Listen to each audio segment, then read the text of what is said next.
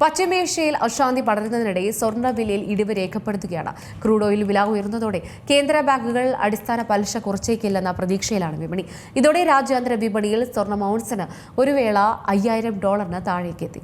പശ്ചിമേഷ്യയിൽ അശാന്തി പടരുമ്പോഴും സ്വർണ്ണവിലയിൽ ഇടിവ് തന്നെയാണ് രേഖപ്പെടുത്തുന്നത്. ക്രൂഡ് ഓയിൽ വില ഉയർന്നതോടെ കേന്ദ്ര ബാങ്കുകൾ അടിസ്ഥാന പലിശ കുറച്ചേക്കില്ലെന്ന പ്രതീക്ഷ വിപണിയിൽ നിലനിൽക്കുന്നുണ്ട്. ഇതോടെ രാജ്യാന്തര വിപണിയിൽ സ്വർണ്ണ ഔൺസിന് $5000 താഴേക്കെത്തി. ഗ്രാമിന് 45 രൂപ കുറഞ്ഞ് 14,590 രൂപയായിട്ടുണ്ട്. ഇതോടെ ഒരു പവന് 360 രൂപ കുറഞ്ഞ് 1,16,720 രൂപയായി. ഈ മാസം രേഖപ്പെടുത്തിയ ഏറ്റവും കുറഞ്ഞ വിലയാണിത്. പശ്ചിമേഷ്യയിൽ യുദ്ധം തുടങ്ങിയതിനു ശേഷം 10,200 രൂപയാണ് പവന് കുറഞ്ഞത്. ഫെബ്രുവരി 28 തുടങ്ങിയ ഇറാൻ-US ഇസ്രയേൽ യുദ്ധം മൂന്നാമത്തെ ആഴ്ചയിലേക്ക് കടന്നപ്പോൾ ക്രൂഡ് ഓയിൽ വില ബാരലിന് $100 മുകളിലാണ്. ഇത് പ്രധാന എണ്ണ ഇറക്കുമതി രാജ്യങ്ങളുടെ ഇറക്കുമതി ചെലവ് വർദ്ധിപ്പിച്ചിട്ടുണ്ട്. US-ലടക്കം ഇന്ധനവില ഉയർന്നു നിൽക്കുകയാണ്. ഇത് പണപ്പെരുപ്പത്തിലേക്കും സാമ്പത്തിക വളർച്ച കുറയുന്നതിലേക്കും വഴിവെക്കുമെന്ന മുന്നറിയിപ്പുകളാണ് അടിസ്ഥാന പലിശ നിരക്ക് കുറയ്ക്കാതിരിക്കാൻ കാരണമാകുന്നത്.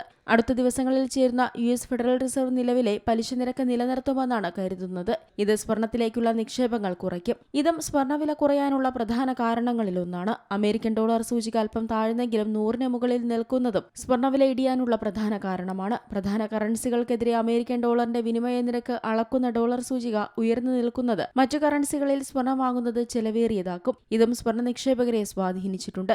കേരളത്തിൽ കല്യാണ സീസൺ ആരംഭിച്ചിരിക്കെ വില കുറയുന്നത് വിവാഹ പാർട്ടികൾക്കും ആഭരണ പ്രേമികൾക്കും ആശ്വാസമാണ്. എന്നാൽ സ്വർണ്ണത്തെ നിക്ഷേപമായി കാണുന്നവർക്ക് ആശങ്കയാണ് നിലവിലെ വിലയിടിവ്. Business desk, Zee Malayalam news.